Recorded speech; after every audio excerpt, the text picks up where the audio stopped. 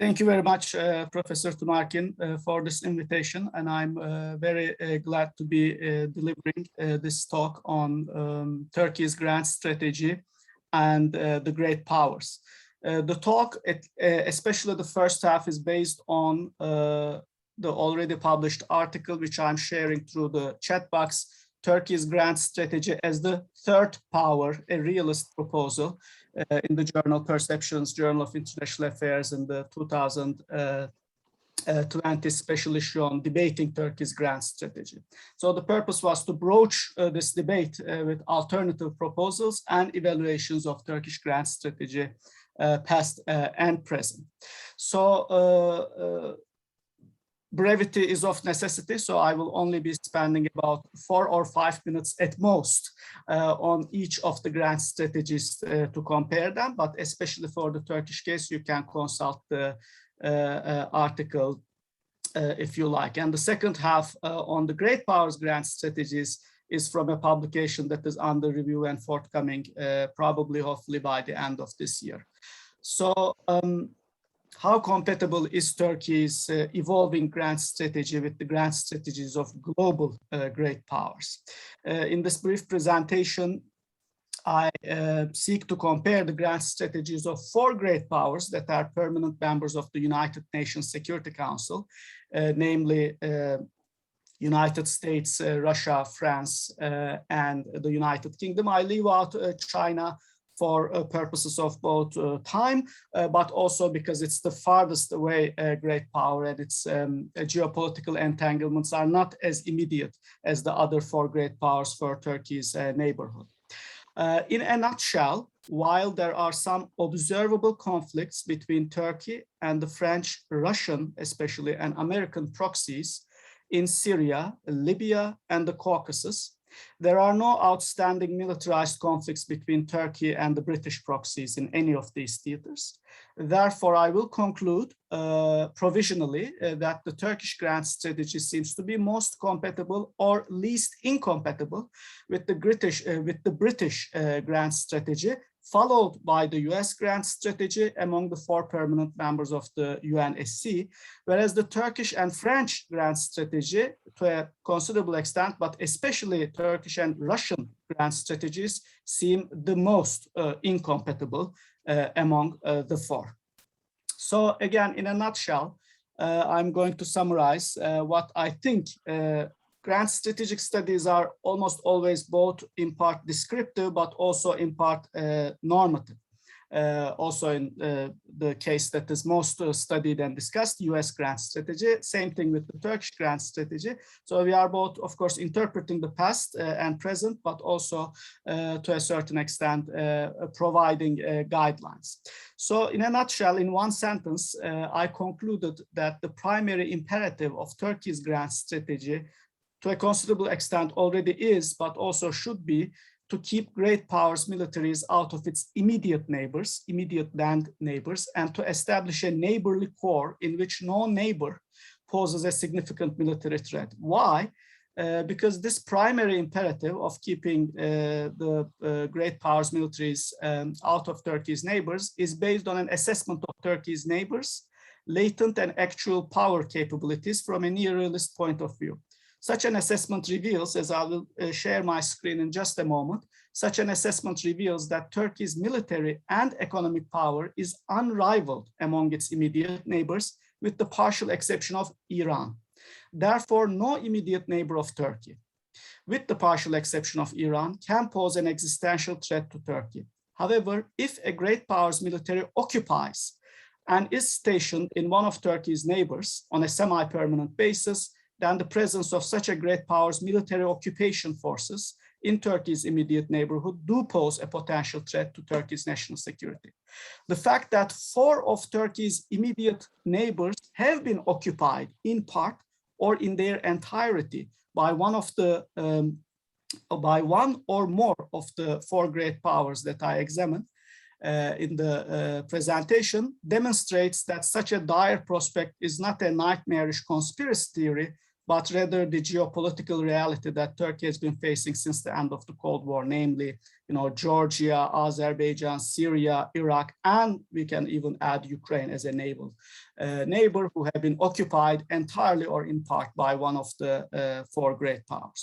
So from the foregoing, and I'm now concluding the Turkey part, I concluded that Turkey's position has to be that of the third power, as highlighted in the title of the article, supporting, buttressing the independence and territorial integrity of the countries in its neighborhood that are being partitioned and destroyed in proxy wars between the two rival alliances, the Russian-Iranian and American-French.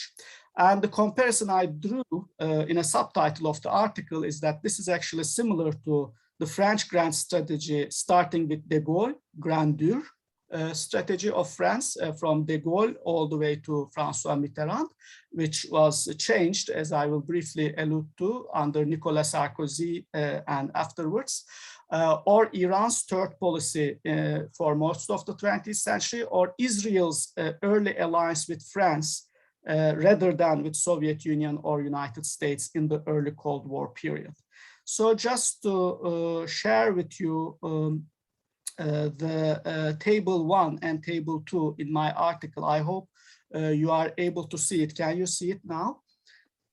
Yes, great. So these are the three elements of latent and actual power from a neorealist point of view. GDP, both in nominal terms and purchasing power parity, population as a long-term indicator, and defense budget. And when we look at these and Turkey's immediate neighbors, Turkey is truly unrivaled, with the exception of Iran, which is about half of Turkey's GDP, 3/4 in power purchasing parity, the only neighbor that exceeds Turkey in population, and a defense budget that is also 3/4, and a military strength that is ranked just slightly below Turkey, but with potentially nuclear power, so that actually augments Iran's position. But when we go to the neighbors of neighbors, what we immediately notice is that the neighbors of Turkey's neighbors include multiple potentially overwhelming powers. The most obvious example is Russia, right, which is an overwhelming military, demographic, and defense advantage over Turkey, but also Saudi Arabia, huge defense budget, Egypt, a huge population, Israel with nuclear powers. So Turkey faces, as I actually indicate in the article, the opposite of Israel's security predicament. Israeli strategy was known as the periphery strategy, allying with the neighbors of neighbors to seek security among a neighborhood of originally hostile, antagonistic Arab neighbors. But Turkey's neighborhood is completely the opposite, where the neighbors do not pose any threat, but the neighbors of neighbors, most obviously Russia, but also the others that I mentioned, are potentially, which also means in the near to medium future, maybe actually threatening. So Turkey's strategy has to be determined by this calculation of keeping a neighborly core. When I move to the US, and as I said, I can't spend more than 5 minutes per country, and probably less as we move from US and Russia to France and Britain. Okay, so as in the study of any country's grand strategy, the French, British, Russian, and Turkish included, there's of course huge debate as to where should US grand strategy go.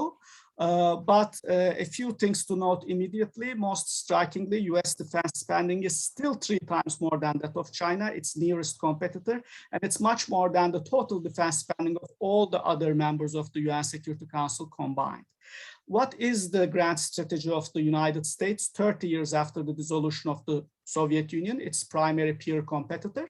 There was a big debate in the early 1990s, which I allude to with reference to Barry Posen's article in International Security, Competing Visions of US Grand Strategy, between neo-isolationism, selective engagement, cooperative security, and primacy. Cooperative security being the favorite of liberals, primacy and selective engagement being favorites of neoconservatives versus realists would be a selective engagement, and of course some realists also neo-isolationists.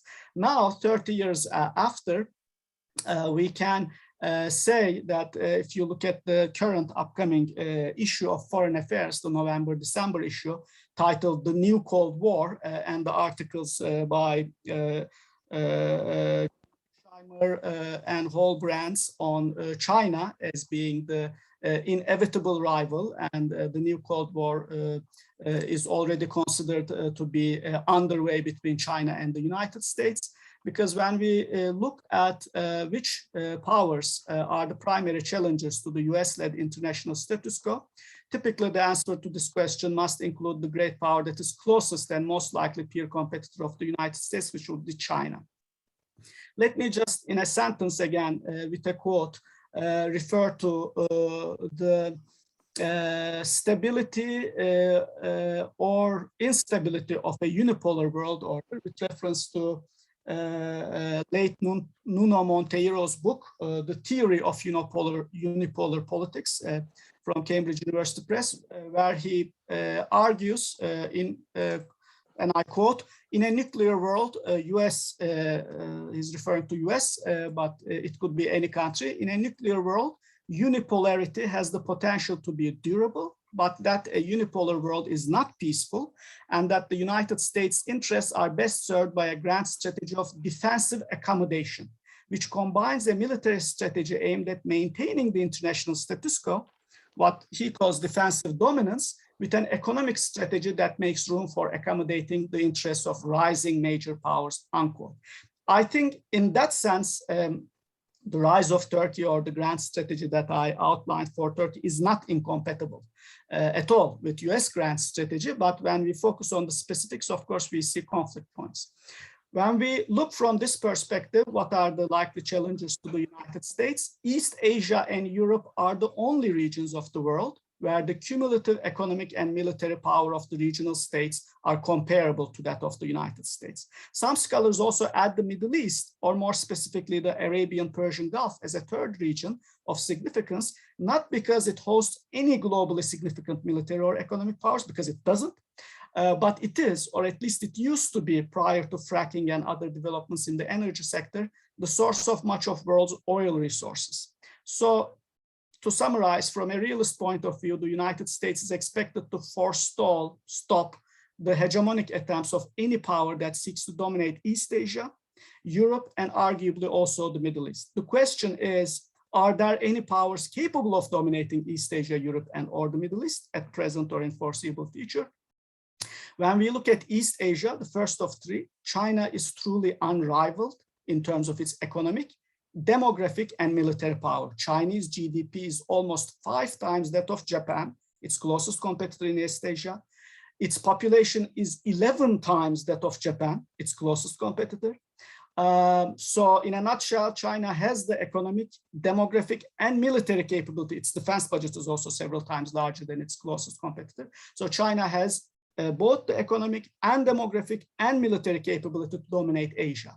And this led many strategists, as I pointed out to several of them already in my introduction, to suggest that surrounding and containing China has to be, and arguably already is with AUKUS, the new core of US grand strategy 30 years after the Cold War. When we turn to Europe, because Europe is also important as the other region, the only other region of true significance, Russia appears as the leading military power in terms of defense spending, but especially if one considers its nuclear arsenal and other components of military strength, Russia appears to be the leading military power by a long margin in Europe. According to a popular index of military power index, Russia is ranked second globally in terms of military power after the United States, and there are only 2 European states in the top 10, France and United Kingdom, ranked 7th and 8th.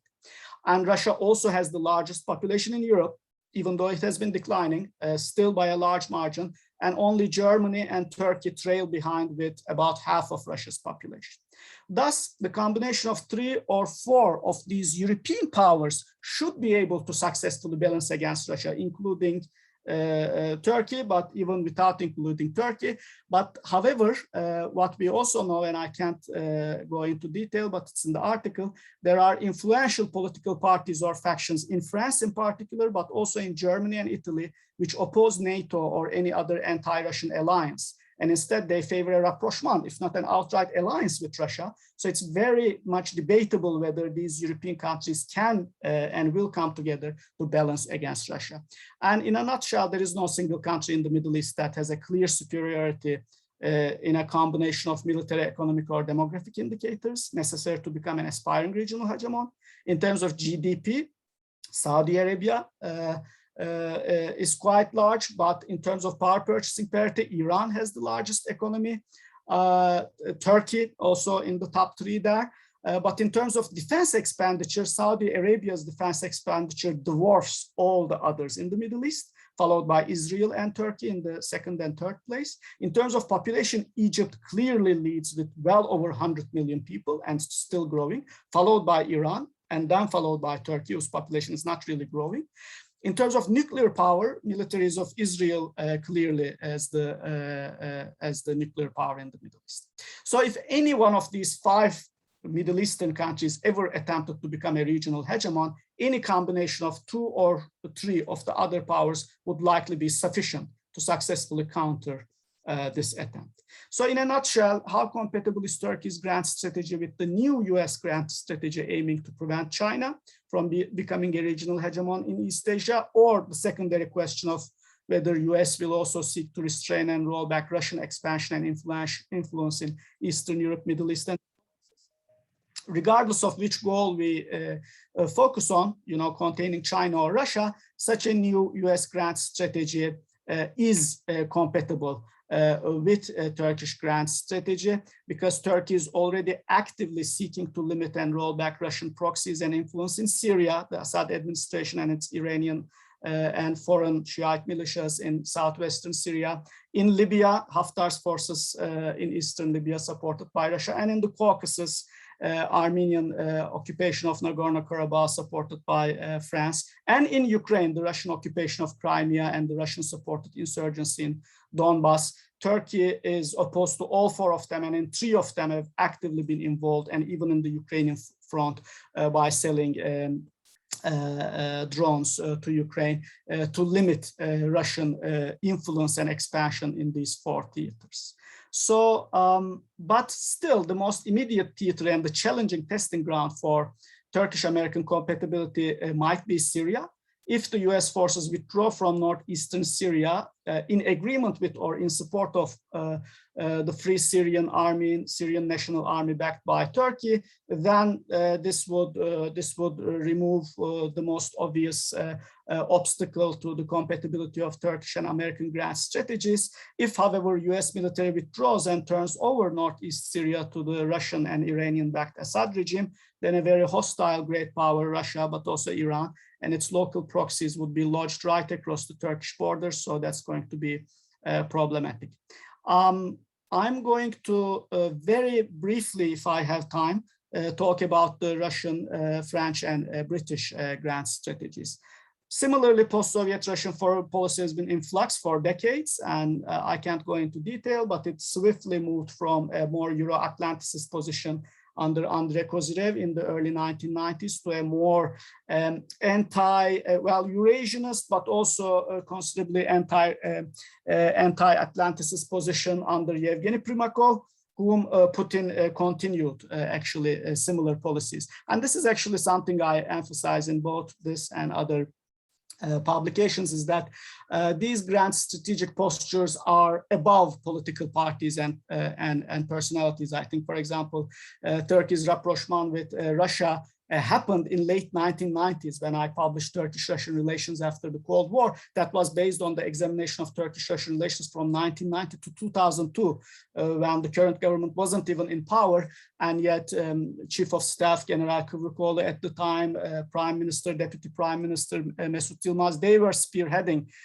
already in the late 1990s and early 2000s Turkish-Russian rapprochement, because Russian threat diminished very radically at that time. Russian military and economic power, was at its nadir, its dip point in the 1997-98. Turkey perceived almost no threat, military strategic threat from Russia at that time. So things have changed. I can't go into that much. Russia is much more threatening in the following decade and a half than it was then. So things change, and so does the respective grand strategies. So there are several observable patterns of Russian foreign policy since the late 1990s. Russia is against expansion of NATO. 2, Russia is against the United States and NATO placing missiles in Eastern Europe. 3, Russia seeks to preserve its influence over all the post-Soviet states that are sometimes referred to as the near abroad. 4, Russia seeks to remain as the primary provider of energy to Europe and as the primary transit route for Central Asian energy going to Europe. 5, Russia wants to maintain its global market share as the second largest exporter of arms after the United States. 6, Russia opposes unilateral world order. Putin's speech in Munich in 2007, President Medvedev's speech in Berlin in 2008, all underline this position, as well as the Russian-Chinese collaboration in establishing Shanghai Cooperation Pact. 7, and although relatively under-emphasized, Russia opposes any effort, actor, or country that seeks to promote and restore independence of Chechnya.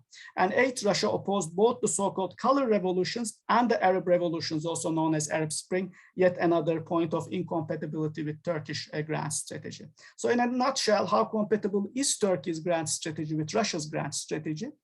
Russia is the great power that has its military forces in 3 of Turkey's immediate neighbors, namely in Syria, in Georgia, and in the Nagorno-Karabakh region of Azerbaijan. So apart from these 3 quasi-military occupations, as a 4th such case of significance, one might consider the heavily militarized Crimea under Russian occupation as a naval neighbor and threat to Turkey.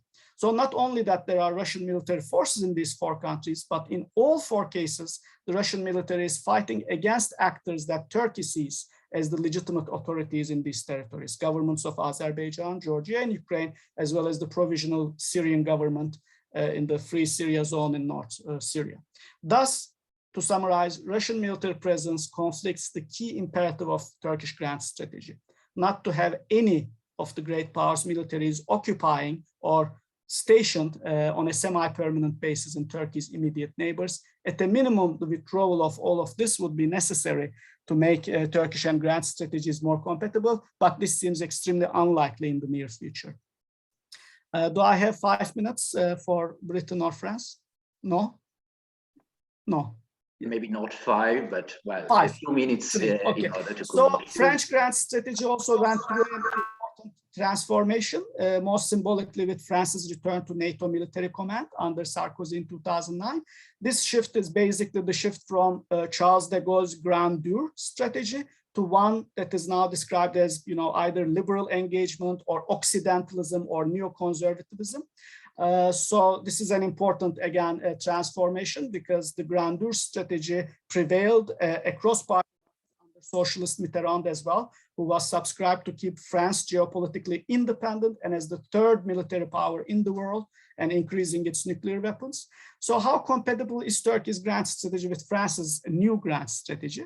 France, similar to the US, maintains a small number of troops, about 200 in northern Syria, in support of PYD-YPG, which does violate the first principle of Turkish grand strategy, both in terms of the inadmissibility of great powers military intervention in Turkey's immediate neighbors, but more importantly, because PYD-YPG is considered as the Syrian branch of PKK, a terrorist organization that threatens Turkey's national security. And in Libya, France has been the main supporter of Khalifa Haftar, who waged a rebellion against Libya's UN-recognized government of national accord in Tripoli. And 3rd, France has been vocal, but not directly militarily involved in its support of Russian-backed occupation of Azerbaijan's Nagorno-Karabakh. And we can add to this the cozy relationship that the French government has with the Egyptian military dictatorship and the United Arab Emirates, both of them in a deep conflict with Turkey, going back all the way to the failed military coup in Turkey and the successful military coup in Egypt in July 2015. But I have a note here to say that on the other hand, unlike, for example, Russia, under François Hollande's presidency, France and Turkey adopted remarkably similar anti-authoritarian discourse vis-a-vis Syria, and they were both seemingly committed for the permanent removal of the Assad regime through a direct military intervention if necessary. It is revealed now, retrospectively, that President Hollande was prevented by Barack Obama from initiating an almost imminent military intervention against the Assad regime in the wake of the infamous chemical weapons attack during the summer of 2013. So thus, despite the presence of a few hundred French troops in northeast Syria and the diplomatic and military support France extends to Haftar in Libya and to the Armenian occupied territories in Nagorno-Karabakh, the contradictions between grand strategic objectives of France and Turkey do not appear nearly as insurmountable as in the case of Russia and Turkey. I don't have time for the British strategy, but suffice it to say that among the four, it is the most compatible with Turkish grand strategy at the present, both because United Kingdom is not actively and on a semi-permanent basis has occupation forces in these immediate neighbors, but more importantly, United Kingdom is the most sympathetic among the Security Council members and supportive of the Syrian opposition, just like Turkey. And United Kingdom is actually very wary of YPG-PYD, again, distinctive among the four members. And there have been cases where British citizens who fought alongside YPG-PYD were prosecuted for terrorism charges upon their return to United Kingdom. And Brexit has also been interpreted as opening new avenues of bilateral cooperation between Britain and Turkey, not limited to Syria or Eastern Mediterranean, but at large. So this is the conclusion of my presentation, and you can basically see provisionally the table one, where I have the spectrum of compatibility, incompatibility, with Russia being the most incompatible with Turkish grand strategic priorities, United Kingdom being the very compatible, United States mostly compatible, France mostly incompatible. So of course, this is of course provisional and relative, and it's just a first draft of sorts. But this is the evaluation I have presented to you today. Thank you very much for your patience, and I'm welcome any questions, criticisms, comments. Thank you very much. Okay, you were first cutting